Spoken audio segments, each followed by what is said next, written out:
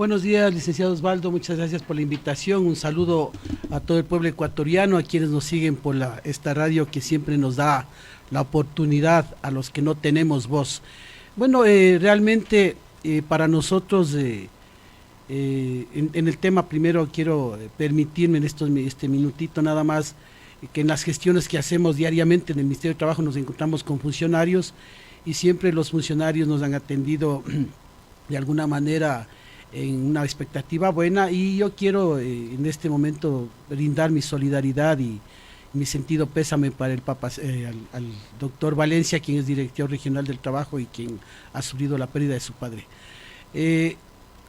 Volviendo a la pregunta, a mí me parece que la medida en la que nos metió la Corte Constitucional, porque eso hay que decir, el problema que se genera es porque la Corte Constitucional viabilizó un solo tema para el juzgamiento o para la muerte cruzada en el tema de Guillermo Lasso. Es el tema de con el que se fue mandado a la Asamblea, y ahí se generó todo un problema porque tenían que probar estos aspectos. Entonces la medida para nosotros más que legal fue política. Y la medida que la Corte Constitucional, lamentablemente, en vez de convertirse en la institución que da la salida jurídica y de interpretación a la Constitución, se ha vuelto también en una medida más política. Y con los temores que usted acaba de mencionar, tememos que muchos de los decretos que empiecen a pasar a la mesa vaya a ser que sean medidas más políticas que jurídicas. Y ese es un poco el temor que tenemos los ecuatorianos. Me parece que en el tiempo que le queda al presidente de 6 meses, un poco menos de 7 meses, decir que va a arreglar el país con los decretos, dudo mucho. La desesperación del gobierno nacional y del presidente Lasso era llegar al tema de las privatizaciones de todas las áreas estratégicas y de algunos aspectos que beneficiaban a su grupo de amigos. El otro tema que nos deja debiendo el Ejecutivo es el tema de la seguridad, el tema del desempleo, que yo no creo que en 6 o 7 meses con un decreto pueda arreglar. El tema del seguro social, que ahí dejó a gente que realmente impulsó desde el Ejecutivo para que quede un representante de los trabajadores ilegalmente posesionado.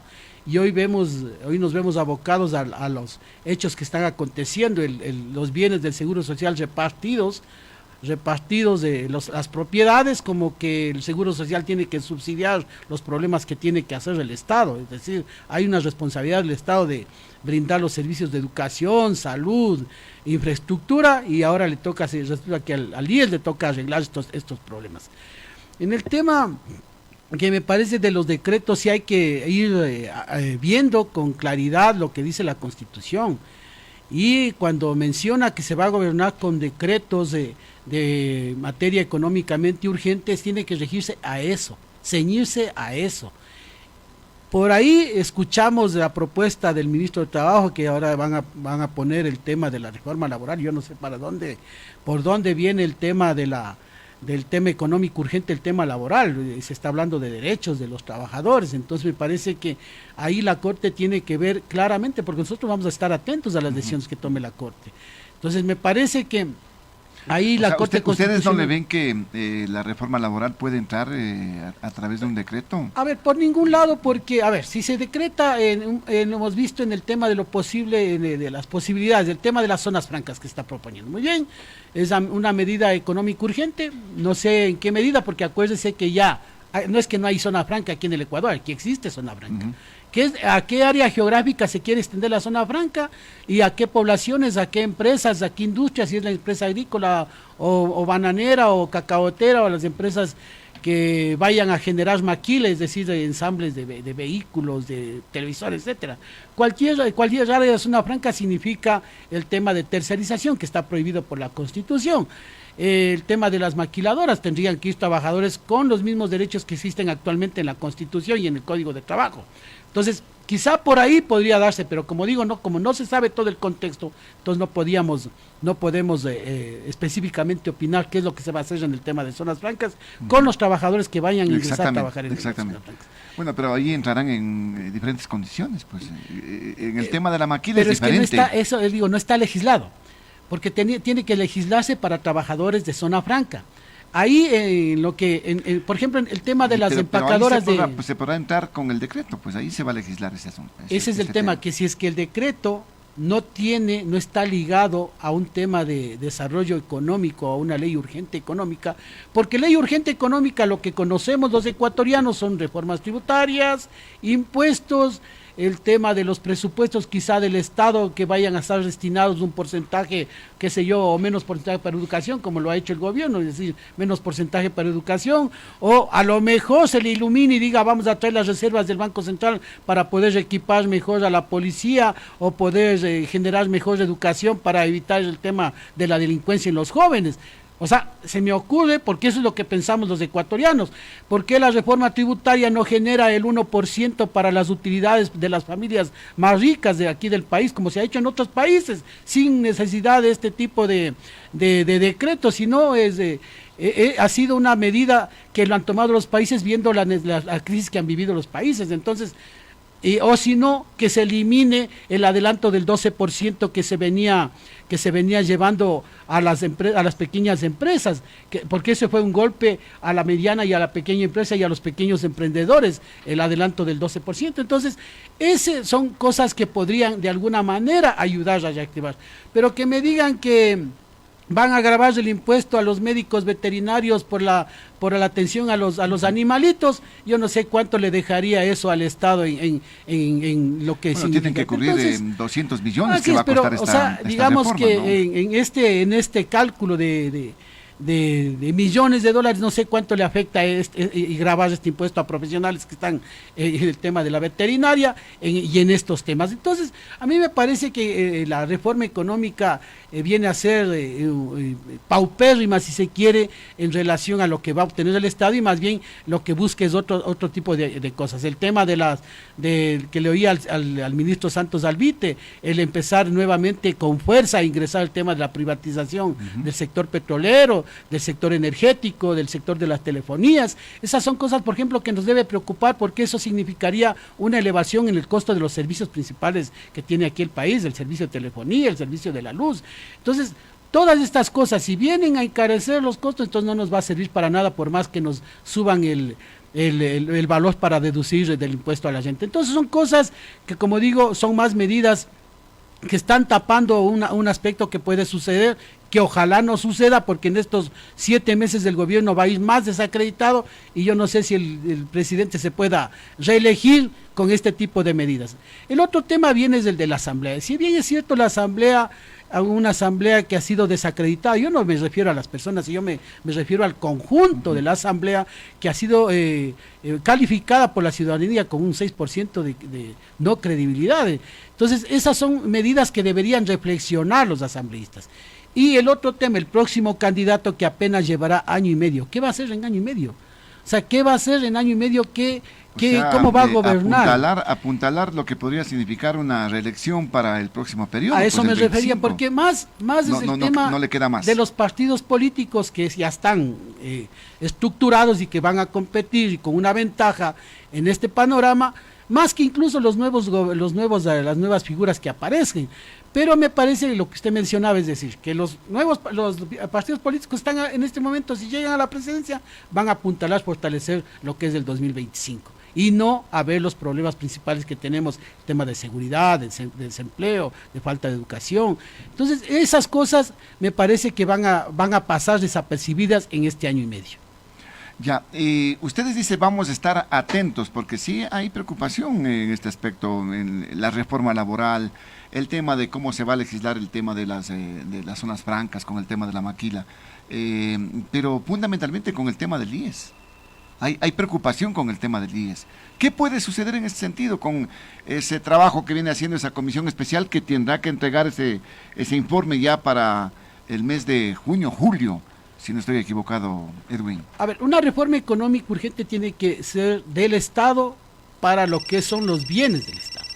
El IES es autónomo, el IES tiene su propia ley y el IES tiene que tomar las decisiones. Lo que pasa es que aquí el director del IES, el señor Ortega, está mezclando, piensa que el IES es propiedad del gobierno o tiene que ser administrado por el Estado. Fíjese usted, se bajaron los perfiles ocupacionales para dar cabida a estos ofrecimientos políticos de puestos en las direcciones médicas. Se bajaron los perfiles ocupacionales en las que no tenían acceso. Está el tema de la compra de medicinas, el reparto de las direcciones de los hospitales, centros médicos, el negociado que va a existir de las medicinas y una comisión que no ha descubierto nada. O sea, que ya estamos en crisis. Hay un estudio actuarial que se hizo conjuntamente con la OIT y que señalaba cuáles eran los problemas de gobernanza, el problema de corrupción y los problemas, incluso dando respuestas, y no se ha seguido. Una vez estuvimos nosotros como 3 reuniones antes de que le despidan al expresidente del directorio. Entonces ya estuvimos en una mesa, pero el gobierno, si es que quería hacer algo, o el IES si quería hacer algo, debía haber comenzado por estas soluciones que se dieron por lo menos en principio. Edwin, permítame que hay una inquietud en el 255-4090, 2546-108 está habilitado. Buenos días, lo escuchamos. ¿Cómo está, licenciado? Muy buenos días. Señor Bedoya, muy buenos días. Llover sobre mojado ya, ya sabemos lo que está pasando en la crisis. Vamos a ver qué es lo que van a hacer ustedes como organización después de lo que se va a venir. ¿Y qué es lo que se va a venir, señor Bedoya? Sí, a través de estos decretos que van prácticamente a ser retrógrados, especialmente los derechos de trabajo de los que ustedes defienden. Sí, quiero escucharles a ustedes, señores dirigentes, que ustedes están atentos, que ya van a estar preparados para estar en la Corte Constitucional, que no se permita que estos decretos que van a ser en detrimento de la comunidad. ¿Por qué? Porque va a aprovechar el gobierno que no tiene quien le fiscalice, echar a diestra y siniestra los decretos a favor de ellos, de los banqueros, de los empresarios grandes, para dejar prácticamente la economía acabada en contra del país. Y ustedes tienen que estar ya al frente para que estén afuera, porque la Corte Constitucional como dijo el licenciado Morocho, ya no se puede esperar nada. No hay una garantía de que la Corte Constitucional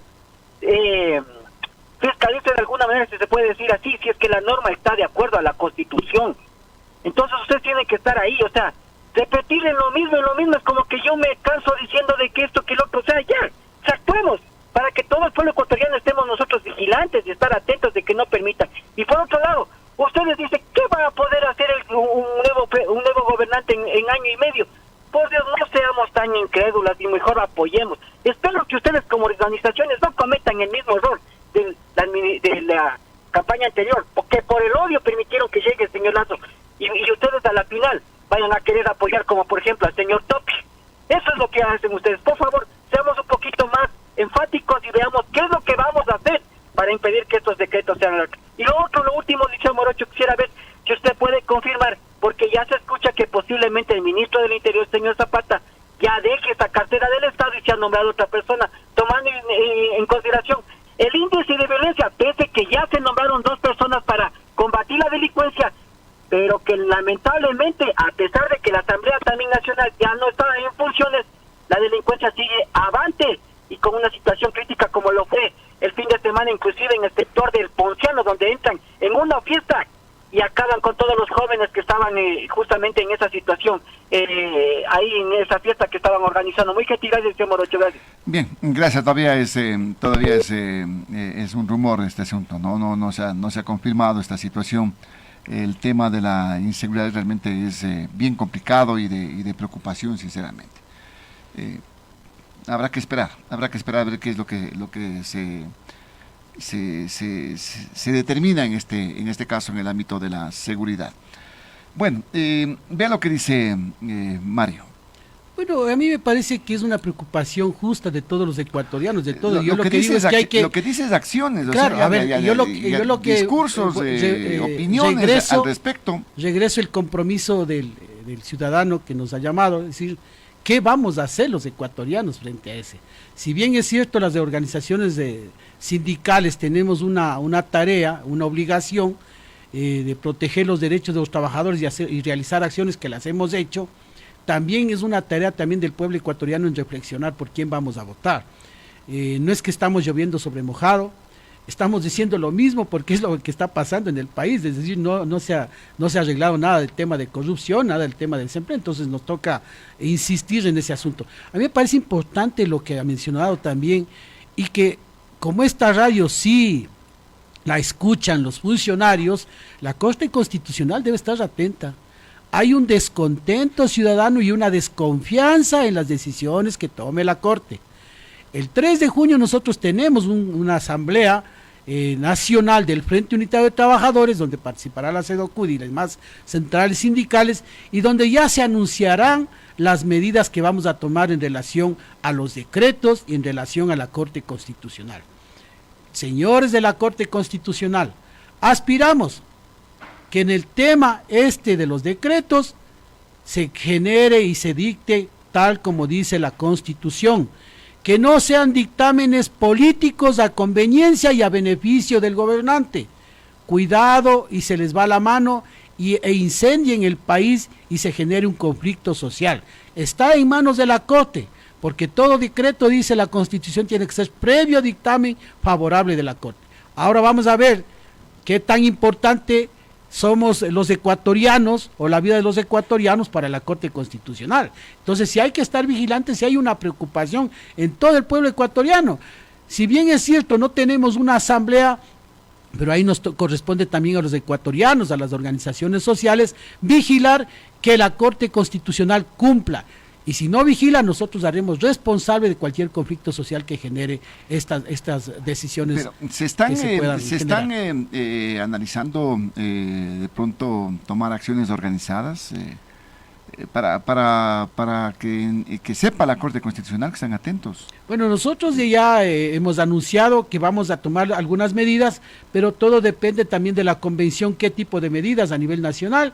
De hecho, va a haber medidas, pero vamos a ver qué medidas se van a tomar. Eso está en discusión, cada central ha tenido sus opiniones y por eso tenemos que consensuar en la Convención Nacional del FUT, donde decidiríamos qué medidas se van a tomar frente a el tema de las decisiones, y vigilantes también al tema del Seguro Social, porque no podemos esperar que en estos 7 meses el Seguro Social se vuelva un negociado de los que están actualmente en el directorio. Ahí están todos los interesados en seguir en los negocios de corrupción del Seguro Social, y por eso sí hay que estar también atentos, y a los afiliados y jubilados que estemos atentos frente a lo que pase con el Seguro Social. Claro, porque ahora sería el momento, ¿no?, como se está escuchando, para tratar inclusive de entrar sin decir directamente privatizar, pero hacer cambios que de pronto van a ser lesivos para los afiliados. Claro, es que el tema de privatización del IES ya se está dando. Acuérdense que ya se cedió la venta de las medicinas con las farmacias, y no resultó. Y no resultó, pero sigue vigente. No es que no sigue vigente, sigue vigente. El tema de las compras de medicinas, no hemos escuchado que hay una línea o un proceso que evite el tema de la corrupción.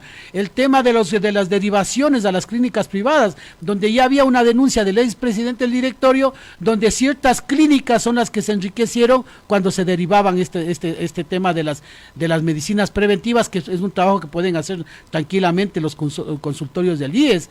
Pero este tipo de cosas es lo que ya está sucediendo, y como le decía, el reparto de las direcciones de los hospitales, que eso es muy grave, y el tema también del 40% que no vemos que se esté reclamando al gobierno, y que es algo también que se está dejando de lado, el cobro de más de 2.000 millones de dólares que ya están endeudados los empresarios morosos, y que tampoco se ha hecho nada sobre el tema de esta situación. Entonces sí nos preocupa, y los afiliados y jubilados tenemos que estar vigilantes, y tomaremos acciones las que sean posibles, pero también no está descartado el tema de la movilización.